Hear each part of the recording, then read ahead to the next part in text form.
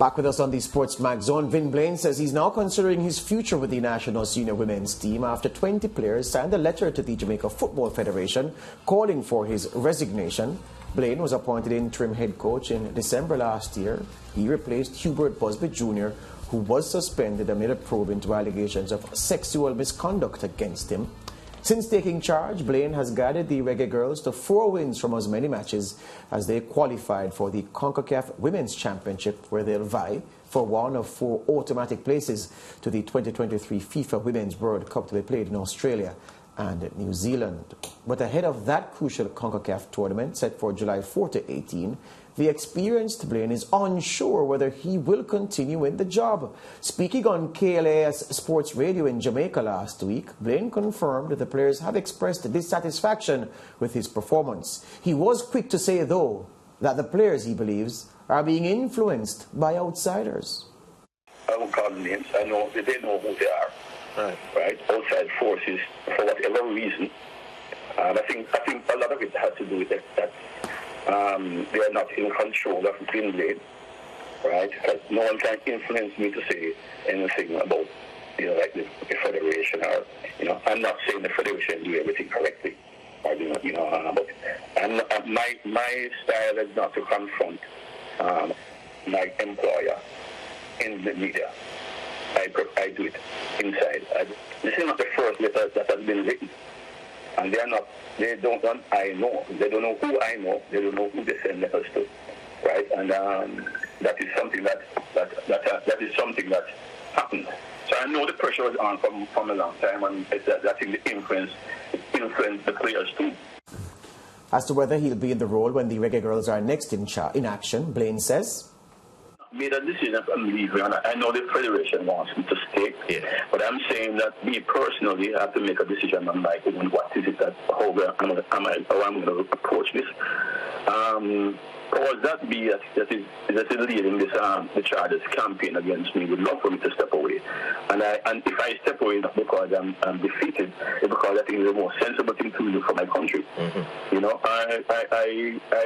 I can prove a point by staying. I can prove a point by leaving, but the right thing for my country is what I'm interested in. When I took the job to qualify the team for the World Cup. And of course, you're going to have people who are saying that I'm not the right person. And so that's just a normal thing. That's a normal occurrence for a coach. So that didn't bother me. Mm-hmm. Right? Yeah. So for me now to say, it's hard to work in a toxic environment, and it was a toxic environment from day one. Based on the fact that some of my local staff was undermining me.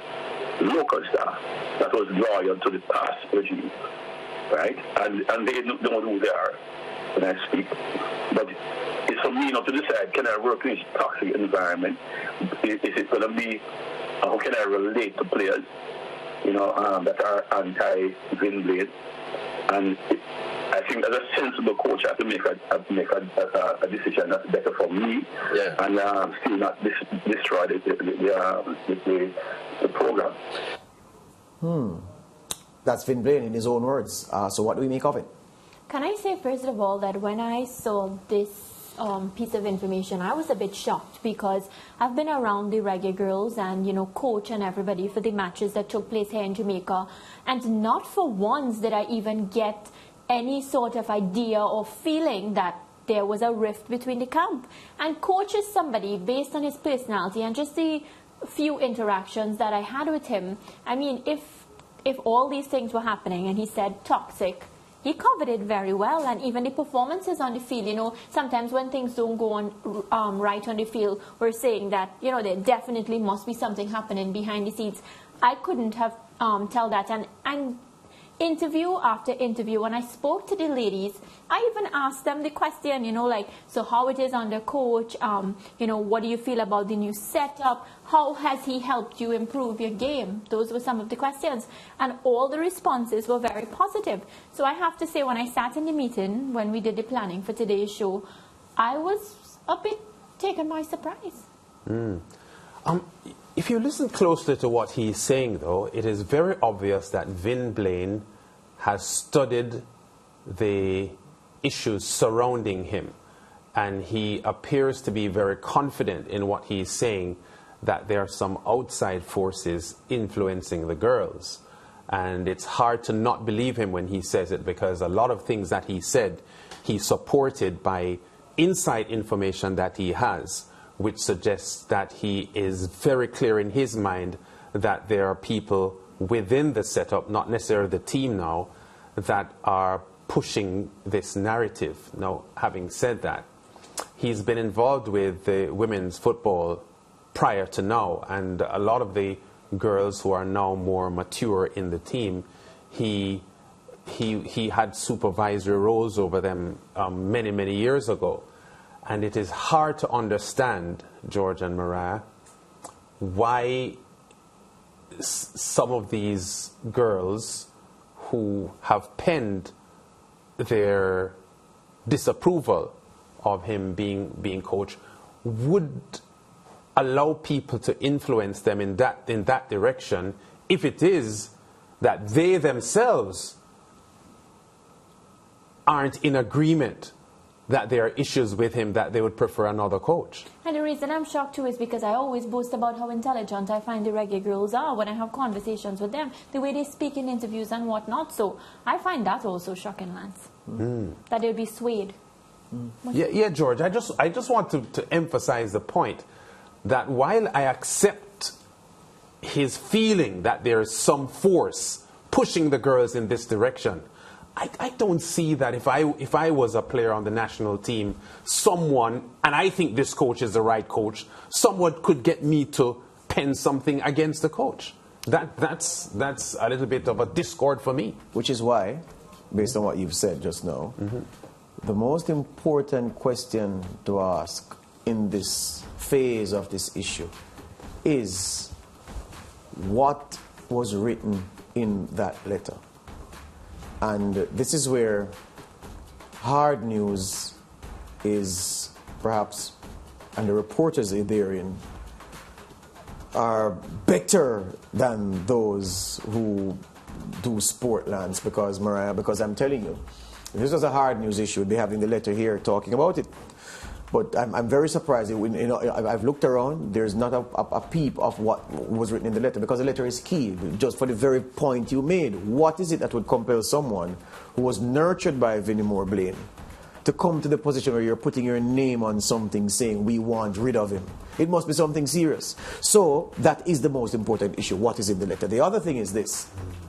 If his employer, the JFF, having regard to the claims that Blaine is making, that there are persons in the camp who are behaving like fifth columnists, who are trying to destroy from within because of their loyalty to the previous regime, Hubert Busby's regime, who of course aren't with Blaine and are trying to engineer his removal, then the employer has to make a declaratory statement on that.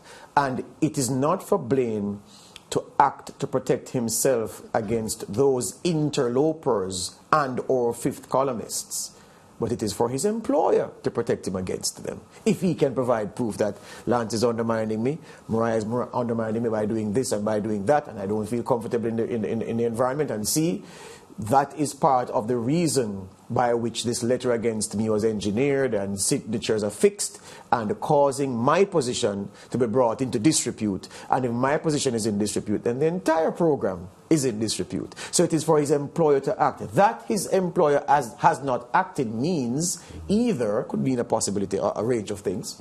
It could mean that Blaine has not articulated that feeling about interlopers interfering with his work to his employers, that's one.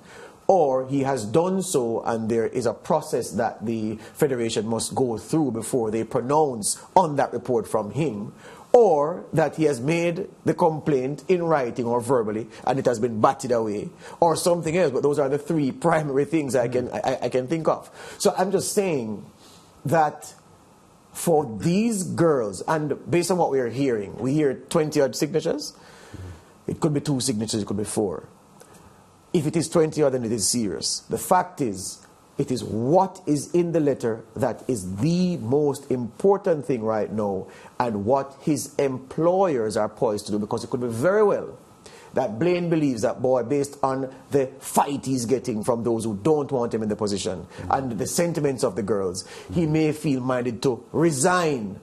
His employer can say, we don't accept the resignation because we don't believe that those are good reasons. And we too believe that the girls have been put up by others to affix their signatures to this letter. So there are many, many issues, many strands, many layers to this onion. The most important is I want to see that letter to say what it is that the girls have signed to. Yeah, well, I agree with you 100% that the content of the letter is a very pivotal aspect of this discussion. Having said that, George, if you listen closely to Vin Blaine just now, he did suggest that he is not the type of person to fight these battles publicly. So the issue that you just mentioned, whether he would have discussed this or put something to the Jamaica Football Federation to put his case on the table, it is very possible that he has done that, but he's not saying anything because for him, that is a discussion at the moment between the JFF and himself. Yeah. I did hear the JFF President Michael Ricketts on local television, I think it was TVJ over the weekend, suggesting that he has no problem with Coach Blaine. So I saw a newspaper report to that effect yes, as well. That as far as he's concerned and from his knowledge, yeah, they are comfortable with Blaine, yeah, but suggested that there would be meetings coming up. And he's not the sole decision maker. Yeah, trying to tackle the issue. So it is very, very, very disturbing, quite frankly, but the because thing is we're not though, far away from the important CONCACAF final round. But the thing is this, though. Even if he has filed a complaint or reached out to his employer, the Jamaica Football Federation, to intervene in this matter in whatever way, or he's raising things to their consciousness that he believes will assist in the resolution of this matter, it would have been to his benefit in that radio interview on KLA Sports Radio to say, look, where these matters are concerned, along with all that he said, I have reached out to the JFF and they are to get back to me, because that signals to those who are trying to rock the boat of state. Yeah, and our producer is saying that he said he spoke to Dalton with the General Secretary. Yeah. Right. So it was important for him to put that out, to say, well, I'm going to the channels, because there's nothing in what I said which needs Vin Blaine to go on the front foot and the offensive. But this is very curious. Very, very curious at this time. And if he's right that there are persons in the camp who are trying to disrupt the camp and trying to get rid of him, the JFF has to act decisively to remove that man or that woman. We have bigger matters at hand. We need to qualify. So, yeah, they definitely need to sort that out. We go to a quick break and we'll be right back.